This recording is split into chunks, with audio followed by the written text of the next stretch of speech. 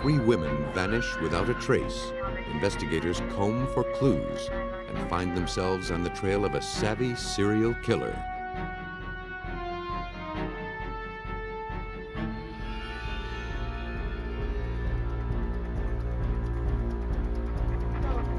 Without witnesses, detectives are at a total loss to find a missing woman. To solve this case requires an act of God. When a woman disappears from under her own roof, investigators suspect that she was murdered. But getting to the bottom of it will require some sophisticated technology. Most murder investigations begin with a body. But when the body is missing, detectives face the ultimate challenge: catching a killer when the victim is presumed dead.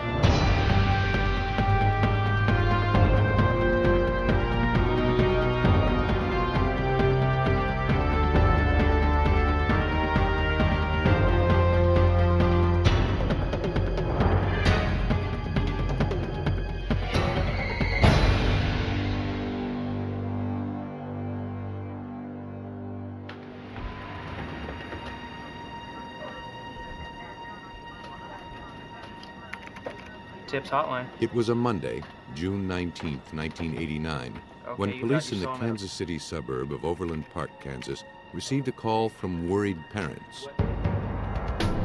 Their daughter, 24-year-old Joan Butler, hadn't shown up for work that morning. She hadn't even phoned in. No one had seen her since early the day before. That's interesting because... Though she had been gone just over 24 hours, her parents were convinced something terrible must have happened to prevent her from contacting anyone. And in the town that he grew up in, Police agreed to check on her. that's a small town. When investigators searched Joan's apartment with one of her friends, they found no sign of her. And according to Detective Pat Hinkle, no sign that she planned on being away. No bags had been packed. Her makeup was still around the sink. No clothing appeared to have been removed from the apartment, so the only thing missing was Joan. They learned that Joan had spent Saturday night with her girlfriends. Yeah, they're great. At 4 a.m. Sunday, she went home. I love you? That explains it. Thanks again. I'll call you tomorrow. That was the last time they saw her. Joan Butler wasn't the kind of person to leave without a word. She saw her parents at least once a week and socialized often with her friends. She wouldn't miss work without good reason.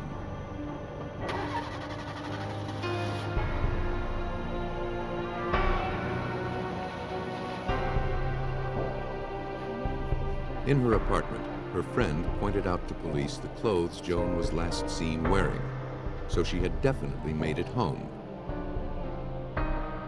But her purse, wallet, and her car were missing.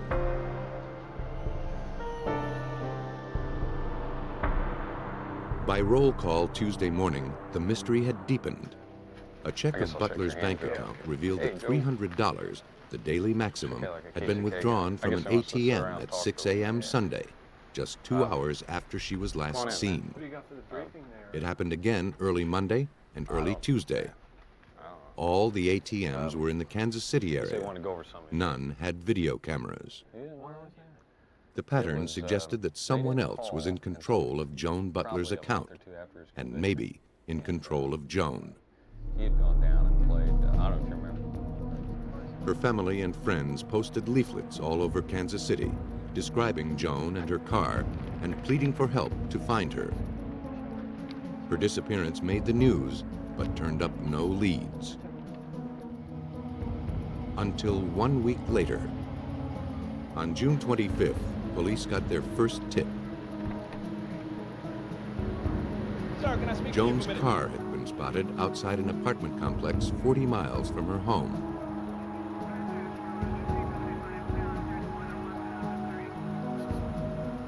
The man with Joan's keys told the officer that he borrowed them from his buddy inside. The officer suggested they go in and sort things out. The suspect began to escort the officer inside, then took off.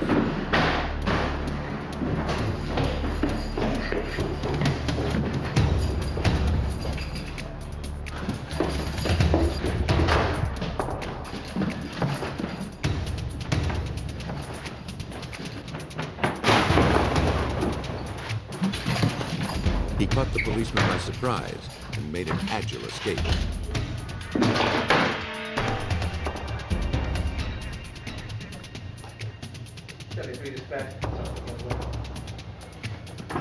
The officer learned that the fugitive was a painting contractor named Ricky Cho, and the men were his crew. They also told him that Cho recently started driving a new red car, Joan Butler's car.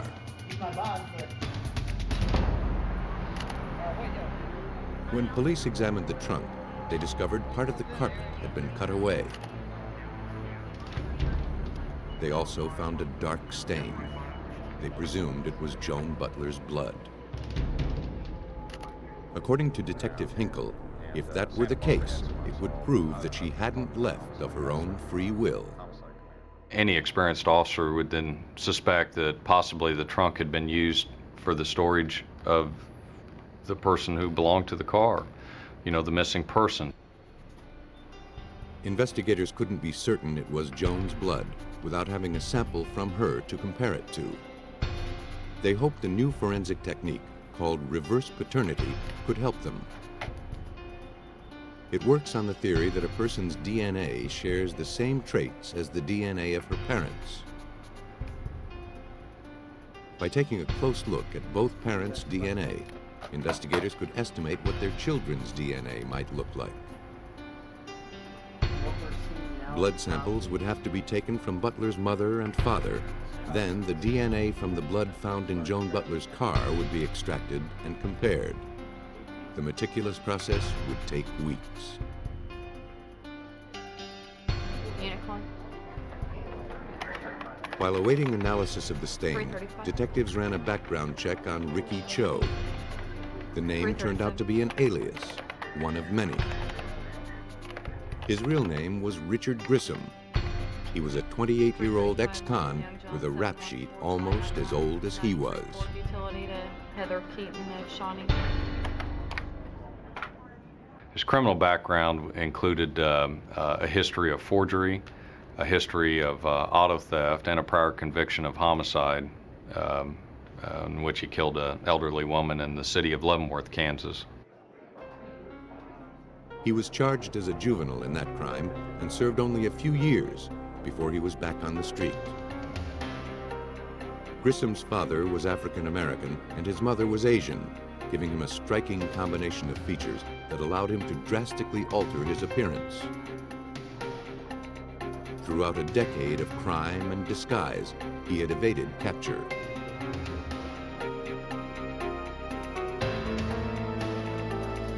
Police worked the equation: a young woman's sudden disappearance, a drained bank account, and a stolen car. Factor in a convicted killer named Richard Grissom, and the result pointed to kidnapping, possibly murder. If Joan Butler wasn't dead yet, investigators feared she soon would be.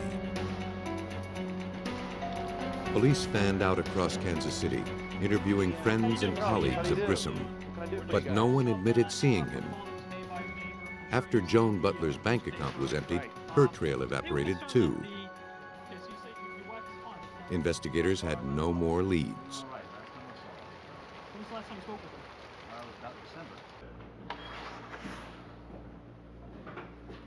Then, on Monday, June 26th, David Roosh received a message that his daughter Christine was sick and wouldn't be coming into his optical lab where she worked.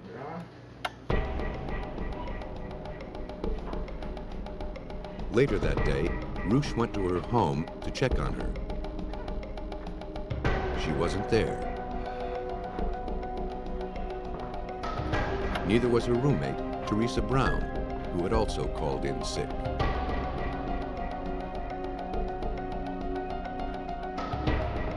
Christine's car was gone. Neither woman had checked into a hospital, and none of their friends had seen them. The women seemed to have simply vanished. Good day. The next day, their families filed missing persons reports. Hey, you're here.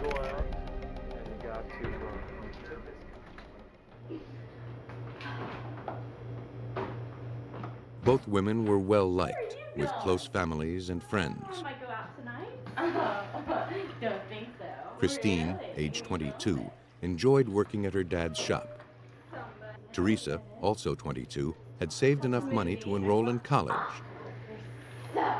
Neither woman had any problems to speak of, and neither was the kind to shirk her responsibilities. Their behavior, like the mess in their home, was out of character.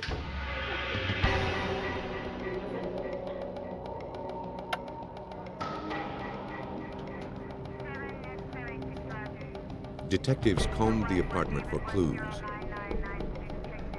Their wallets were missing, but oddly, a curling iron was left on. It was all very disturbing, especially so soon after the disappearance of Joan Butler. Detectives collected hairs and fibers, including 2 dark hairs found in the roommate's bedding that didn't seem to belong to either woman. No blood was found in the apartment, no weapon, no sign of forced entry or struggle. In short, no evidence of a crime. The front door hadn't been forced. If there had been an intruder, it was either someone the women knew or someone with a key.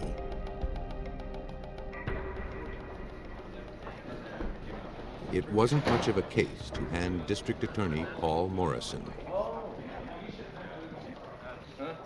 We didn't have a crime scene here. What we had was a lot of different fragments, and so our task was to try to see what we could put together from that and build a scenario and piece together what we think happened. Detectives learned that passkeys had been given to a painting company, Richard Grissom's painting company. What began as a missing persons case now looked like a spree of kidnappings.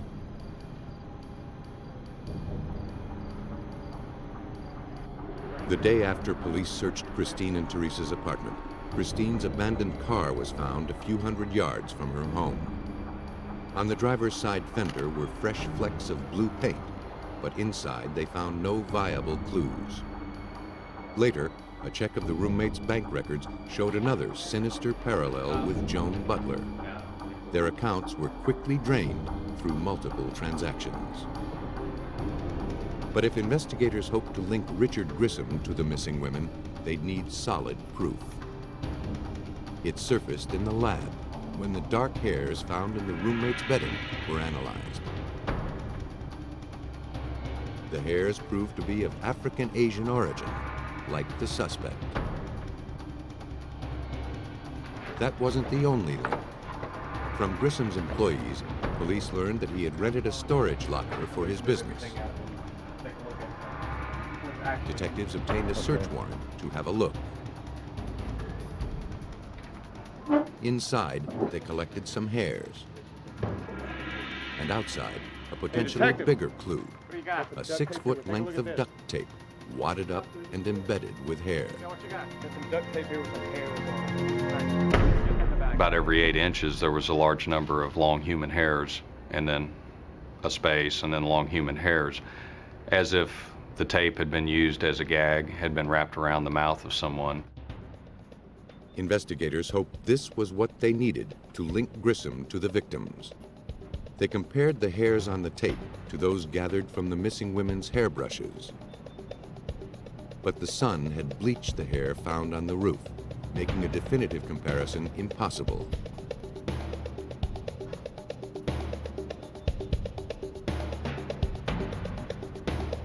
That, along with the gag, suggested she had been held there against her will. The discovery raised more questions than it answered. Why was there no sign of her roommate, Teresa Brown, or of Joan Butler? Where were the women now? While investigators pondered these questions, the case progressed on another front. The results from the testing of the bloodstain found in Joan Butler's trunk had come back from the lab. The DNA in the sample closely matched DNA from her parents.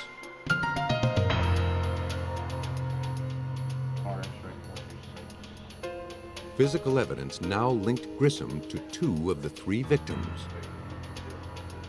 Their whereabouts and Grissom's remained a mystery.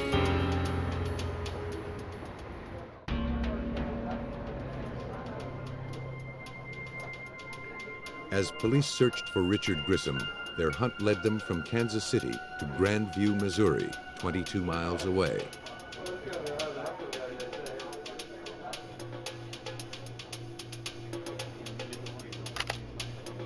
Grissom's own car was found abandoned in a parking lot.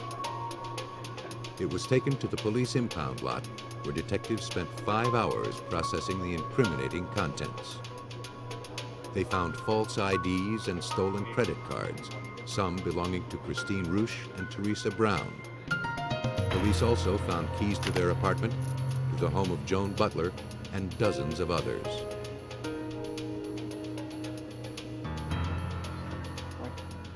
Family members were brought in to identify the items. The evidence connecting the criminal to his victims was now more than circumstantial. But so far, it was moot. Richard Grissom was even now on the lam, and police were no closer to catching him. Christine Roosh's father identified 3 rings belonging to his daughter. But still, no sign of Christine. 3 days into the investigation, hopes of finding the women alive were fading. As police continued to dig, they learned through an informant that on the very day that Roosh and Brown disappeared, Grissom had rented a second storage locker in the Kansas City suburb of Stanley. He stopped using it just 3 days later. The manager told police a young woman had paid for the unit, but she filled out the application under the direction of a man. The manager couldn't positively identify Grissom's picture. She recalled that the woman seemed distressed, like she needed help. She signed her name Roosh. Yet the woman the manager identified in the photo was Teresa Brown. There seemed no reason for Teresa to impersonate Christine, unless she had no choice.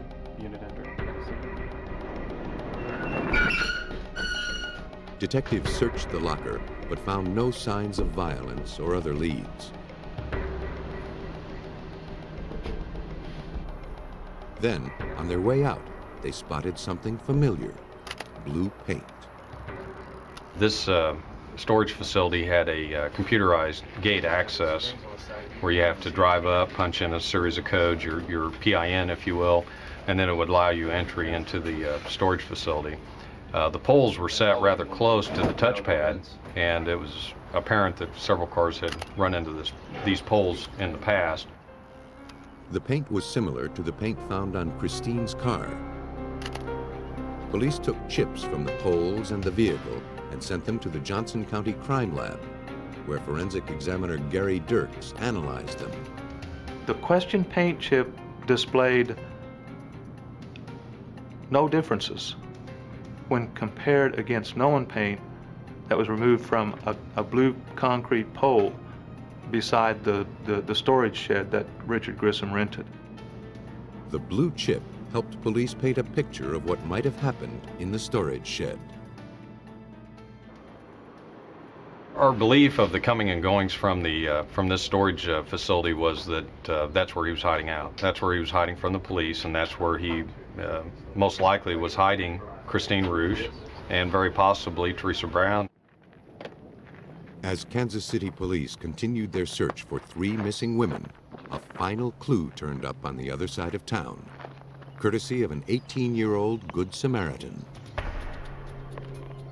He was on his way home from work when he spotted something on the roadside.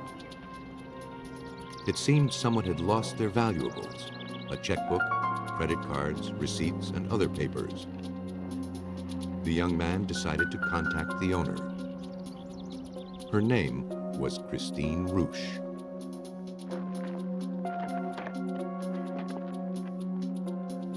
Police found 4 checks unaccounted for in the ledger. They were traced and recovered. On the morning of Monday, June 26th, the day Christine called in sick, she cashed them at the drive-up windows of 4 branches of her bank. Within an hour, her account was emptied of $2,400. None of the transactions were filmed, but police believed Grissom was with Christine. You can look at her checks as she signs them that morning. Clearly, Christine Roosh, very steady, legible handwriting. With each check, the signature degrades more and more and more to the point that the last one, you almost can't read it. And you can only imagine, Christine sitting in the front seat of a car, knowing that what her fate might be. At 10 p.m. that same day, Christine drove to an ATM in Belton, Missouri, and cleaned out the bank account of her friend, Teresa Brown. Police believed by this point Grissom had already killed Teresa, and Christine was next. These are the last photos taken of Christine alive. Local media. Kansas City police were desperate to capture the elusive Richard Grissom. Sheet of construction paper and called it to many Then cases. they got a break. Grissom slipped up and told friends where he was heading. They informed the police, who apprehended him in Texas and brought him back to Kansas. You grow up in the area? Leavenworth. Well, The police still had no bodies, but they had a long chain of evidence leading to Richard Grissom. Besides the stolen jewelry and emptied bank accounts, they amassed a wealth of forensic evidence: bloodstains, paint flakes, and hair samples. Each forensic piece of evidence by itself probably did not make or break the case, but the consistent thing about all those small pieces of evidence were that they all pointed directly at Richard Grissom as being the perpetrator of these crimes. On November 4th, 1990, Richard Grissom was convicted of kidnapping, robbery, theft, fraud, and murder. He's serving multiple life sentences in the Kansas State Prison.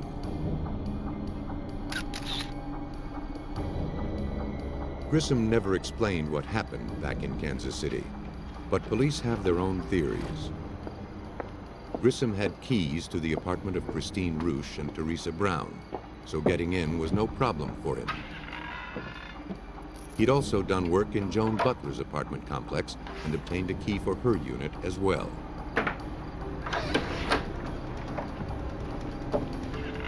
To this day, the whereabouts of the missing women remains a mystery, closely guarded by Richard Grissom. I think Grissom is a true power freak, and I believe that this is his last act of defiance, that he was able to get over on the police, be able to prove that he is superior in some manner, because the investigators have never been able to find the bodies, and I think that's his last card.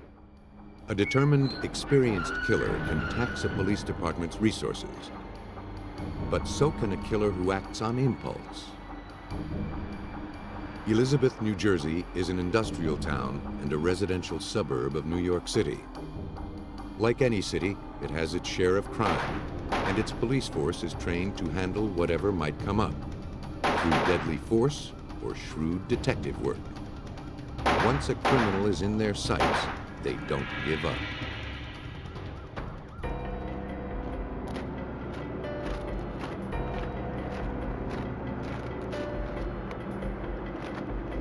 Shortly after 6 a.m. on Wednesday, August 5th, 1992, a mechanic arrived for work at his auto shop. He spotted a car parked out front that didn't belong there.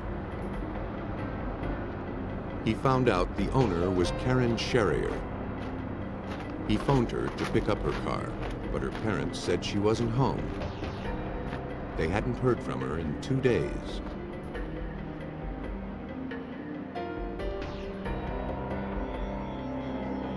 Her family was alarmed to learn that Karen hadn't shown up for work, that her car had been abandoned. Her sister reported her missing,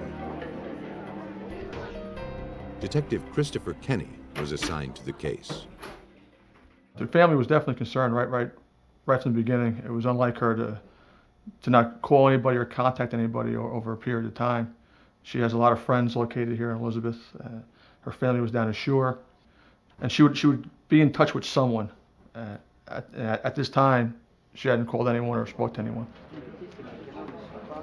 From the family, police learned that Karen had gone out for a night on the town 2 days before. One of the bars she stopped in was right across the street from where her car was found. On the same day that Karen Sherrier was reported missing, police launched a search to pick up her trail. It led 3 blocks away to the City of Elizabeth Recreation Pier along the Elizabeth River. There, a police dog picked up Karen's scent going onto the pier. And then the trail went cold.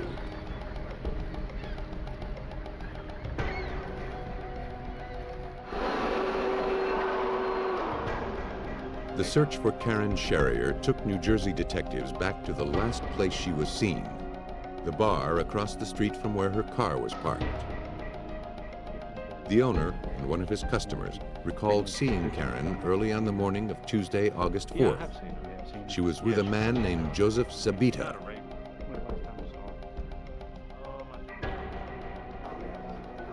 Detectives called Zabita in for questioning after learning that he had been paroled from prison just a few months before. According to Detective Kenny, at this point, he seemed a likely suspect. The criminal history showed that he had been arrested numerous times in the past, and that he had also been arrested for a rape and had spent time in prison for a rape. Zabita admitted being with Sherrier the night she vanished. He explained they went bar hopping on Monday the 3rd, and early on the morning of the 4th wound up at a tavern on Front Street. He said Sherrier was giving him a ride home when they passed a man she knew. She stopped. Zabita got out. The other man got in.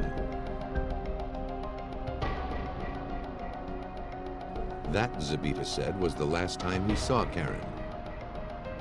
He said he didn't know the other man's name or where they were going.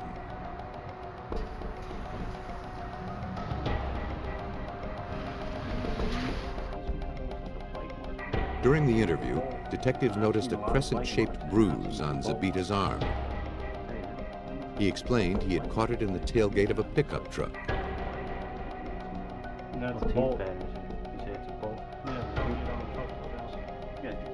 He allowed the detectives to take photographs for the record.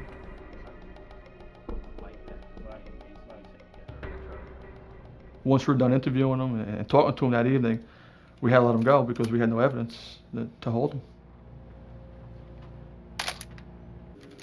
Still, detectives didn't buy Zabita's story. The bruise on his arm looked a lot like a bite mark. To be sure, they sent the photographs to forensic dental consultant Haskell Askin. I did determine upon looking at the photographs that this was, in my opinion, a human bite mark, and it was a matter of finding the teeth to match up with this bite mark. If Karen Sherrier made that mark, it would prove that more went on than Zabita admitted. But to match the teeth that made the mark, investigators still had to find Sherrier. The next day, they were back on the waterfront. This time, they brought along an officer from the New Jersey State Police Missing Persons Unit. Again, the search was futile. With no word from Karen Sherrier and no reason for her to disappear on her own, investigators had to assume she was dead. Detective Kenny had no motive, no evidence, no body, and no case. Still, he kept his suspect in his sights. Zabita was the last person seen with Karen Sherrier. We would call Mr. Zabita in, we would speak to him, talk to him again. He stayed to his story, basically, and we spent about 3 months just trying to find Karen Sherrier's body. Police had tried everything, from interviewing witnesses to tracking with bloodhounds, and had come up empty. the victim's family applied pressure to keep looking. Karen Sherrier's family and friends came to us and they requested that we do a search. They wanted to do a search. They felt like they wanted to do something to try to find her. They told us they would go out, they would make up flyers, they would get volunteers. Investigators agreed to one more search. But then, Mother Nature intervened. The worst storm in a century walloped the New Jersey coast, churning up the entire Elizabeth River waterfront.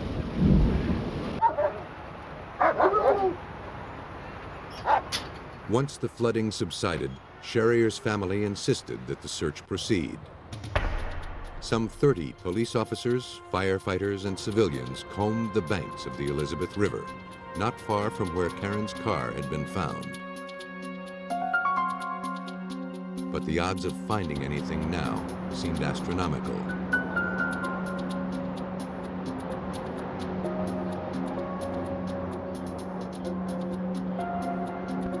They searched all day without turning up anything. Then, near the railroad bridge, a searcher noticed something in the weeds a few feet from the water's edge. He'd found a human skull. It was apparently washed up by the storm, then left behind as the waters receded. It was an amazing find, but was it the remains of Karen Sherrier?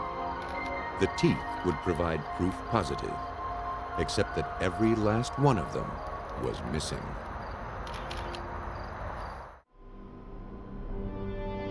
The search for Karen Sherrier turned up a skull in the Elizabeth River, but without the teeth, the first solid clue seemed utterly useless.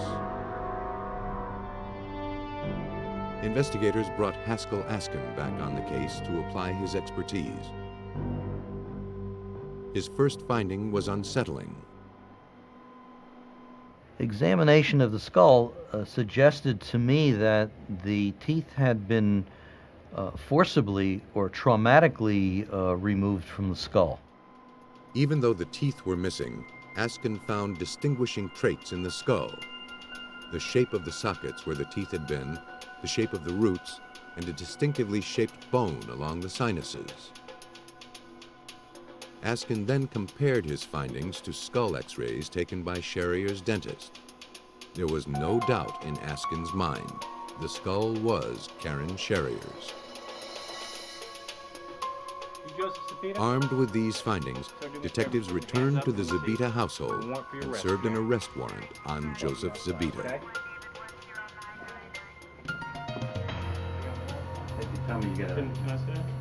Down at the station, he revised his story. We explained to him what we believe happened. We told him what evidence we did have. After talking with Joe Zabita for a little bit of time, Joe Zabita admitted to us that he did, in fact, kill Karen Sherrier. As before, Zabita said they left the tavern in the victim's car. By now, they had spent several hours together, and he had slowly won Sherrier's trust. Then, he betrayed it. They drove to an access road down by the Elizabeth River. There, he ordered her to stop the car. They began to fight, and Zabita hit Karen in the face. He couldn't recall how many times. He struck her. Once he struck her, she wasn't moving. He was nervous, worried. Zabita left her there. Then he parked her car across from the auto body shop and walked home. What happened there? Zabita never explained why he cut off the victim's head. Police speculate that Zabita, worried after being questioned about the crime, returned to the scene and tried to destroy the victim's physical identification. In our legal system, a confession may not guarantee a conviction. Cases are won on the merits of the evidence. Without the victim's teeth, investigators couldn't prove she made the bite mark on Zabita's arm. They had nothing to definitively link the suspect to her. so they asked Zabita to show them where he dumped the body.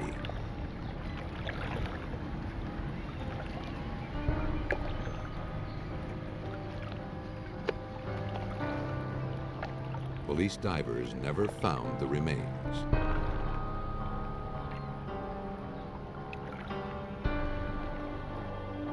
Detectives built their case on what they had. Eyewitnesses who saw Zabita with the victim on her last night alive, and the x-rays of the victim's skull.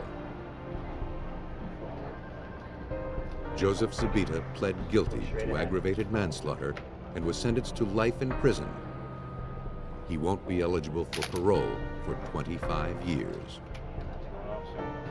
Investigators traced Karen Sherrier's murder to a chance meeting with a sinister stranger. Detectives in South Portland, Maine, had far less to go on. On August 16, 1991, police were called to the home of William and Pearl Bruns. Pearl's daughter, Elaine, was worried because she hadn't heard from her mother in 3 days. So when was the last time you spoke with your mother? Pearl never went far from home and always phoned her. Detective Linda Barker spoke with Elaine. The daughter was very adamant that her mother always called her at least once or twice during the week. She calls me like 2-3 times a week. I haven't heard from her in a couple of days now. Inside, the first thing the detective noticed was droplets of dried blood starting in the kitchen sink and trailing through the house. I saw drops of blood at the sink. I saw drops of blood as you go into the bathroom and in the bathroom sink. Indeed, there was a lot of drops of blood in various places throughout the home. Elaine explained that her mother was a hemophiliac and bled easily when cut. Pearl had cut herself in the kitchen on the day Elaine last saw her and had rushed to the bathroom to dress the wound. Can I show you the rest of the house? Sure. Along the way, she must have left a trail. Aside from the disconcerting bloodstains, most of the Bruns' home was neat and orderly, but the bedroom was a shambles. Yeah, I don't know where she would have been going, but this is not the way she packed. It looked as though Pearl was interrupted while packing to leave. Oh, look, there's some more blood. On the suitcase were more drops of blood. Like I said, even a small cut. Well, I mean, it's unusual just that, she... On the bookcase, Elaine noticed something that upset her more than the blood. Well, she never took her this mother's ring off. friendship This is ring. From her best friend. She got it 14 years ago, and it's never. Elaine explained that Pearl never went anywhere without it. And you just now found that? Yes. She also said that Pearl had not taken her car. Pearl loved her Cadillac, and it was still sitting in the garage. And she said there was no way her mother would leave without her beloved Cadillac. The Cadillac might have been the only beloved thing in the home. After 5 years, the Bruns' marriage had soured. Elaine said when she last saw Pearl, she was depressed. Her credit cards were maxed out. Her husband complained of Pearl's spending. Pearl had told Elaine, "I'd be better off dead." She wondered if Pearl might have done something rash. There was no sign of her anywhere in the house.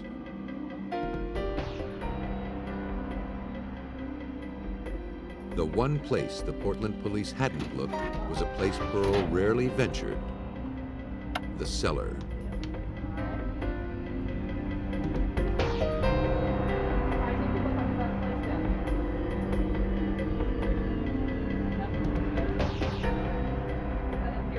They didn't find her, but they found more blood. It was red, not brown, so it looked fresh. You do agree this doesn't look like it's blood? With Pearl nowhere to be found, the logical person to question was her husband, William.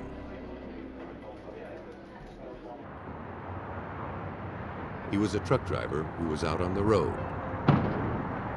Hi, Mr. Bruns. When he returned, William Bruns recapped his last day with Pearl.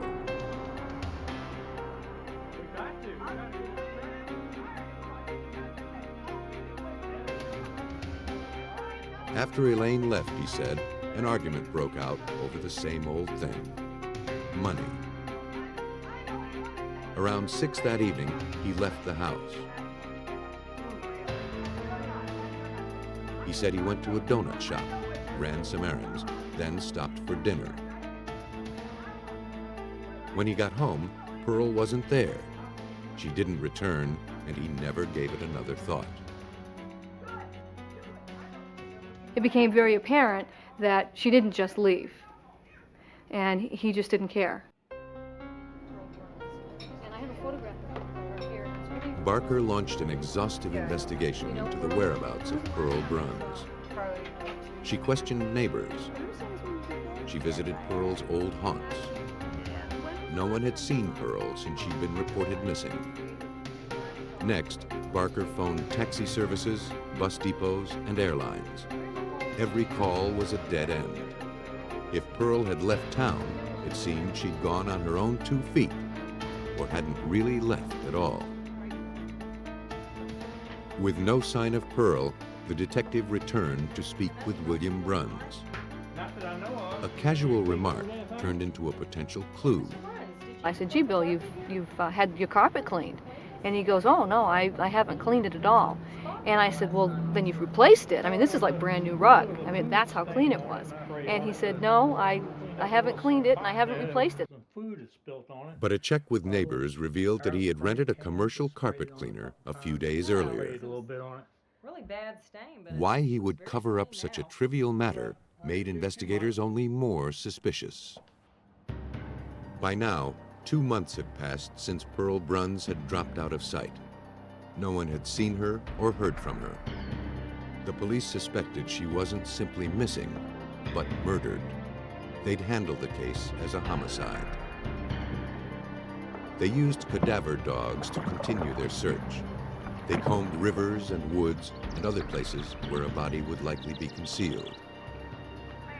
None turned up. Their main suspect was William Bruns, who still seemed unconcerned about his wife's disappearance. Bruns drove his refrigerated delivery truck throughout New England and into Canada. If he were the killer, he could have disposed of his wife anywhere.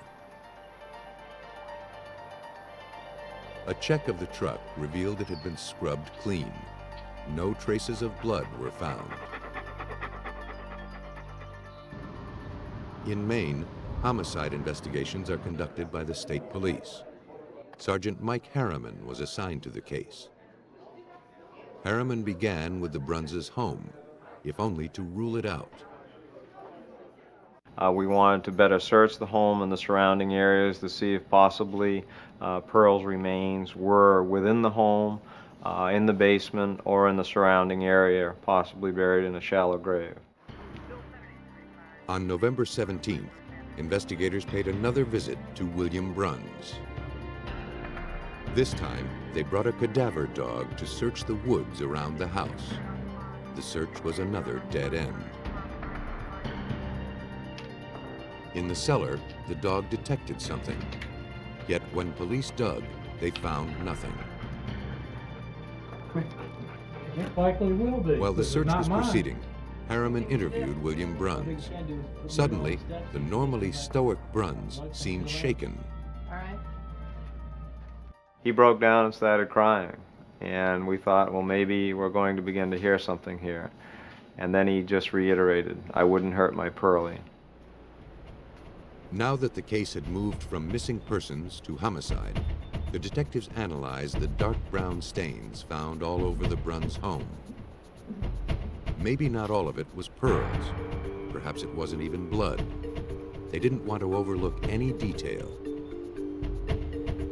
At the State Crime Lab, forensics expert Ron Kaufman ran 2 tests. The first simple test would determine if the stains were actually blood. It proved positive. The second test would determine if the blood was human. He used an enzyme that reacts to human blood proteins. It reacted, proving the blood was human. But the lab couldn't determine if the blood was Pearl's. We had no record of Mrs. Bruns' blood type. So eventually, we sent samples of the blood that we found on the suitcase, along with a blood sample from her daughter and the biological father of that daughter, to a private DNA laboratory, where they conducted what they call reverse paternity testing on the samples. The reverse paternity test yielded a match. The blood came from Pearl Bruns. The blood evidence gave the state police enough evidence for a warrant. They returned to Bruns's home and began looking for more blood, enough to indicate foul play. This time, they sprayed the entire house with luminol, a chemical that makes even the faintest residue of blood glow in the dark. Detectives were astounded by the results. The whole area lit up bright green, the whole carpet, the wall. It was quite incredible. You could actually even see footsteps where someone had walked through the blood, and you could also see where someone had cleaned the carpet. You could see the motions back and forth where someone had attempted to clean it, and indeed had cleaned it by the naked eye, but the luminol could pick up the blood. Detectives submitted the stains to the forensics lab. As they feared, it was Pearl's blood in fatal amounts. Detectives concluded that William Bruns had lied about more than cleaning his carpet. But to prove murder, they needed the body. Police believed that Pearl Bruns was murdered in her home, but they weren't at all certain they'd find the body there. Cadaver dogs couldn't pinpoint anything. Sergeant Mike Harriman knew they needed more drastic measures. We had either the choice of removing the house from the foundation and digging that cellar with a backhoe, or finding an alternative means, which was ground-penetrating radar, to thoroughly scan that basement to see if there was a disturbance in that soil. Ground-penetrating radar beams high-frequency radio waves into the earth. The reflected waves can detect anything from fuel tanks to power lines by revealing changes in the soil structure. Detectives turned to geophysicist Scott Culkin to conduct the search. If you think of soil layers being laid down horizontally, they have a certain structure. And if that structure is compromised by a shovel, a backhoe, somebody digging, the soil structure, again, is destroyed. If anyone had dug in the Bruns' cellar, GPR would reveal it. On the morning of September 11th, detectives returned with another warrant. The GPR made pass after pass across the dirt floor. We have one depression. About 90 minutes into the survey, the GPR detected an anomaly, a spot where the soil was disturbed. We informed the Maine State Police of the presence of an anomalous area, and that anomalous area was approximately 5 feet by 18 inches wide, suggesting the presence of some sort of burial pit. Something was down there. The digging began.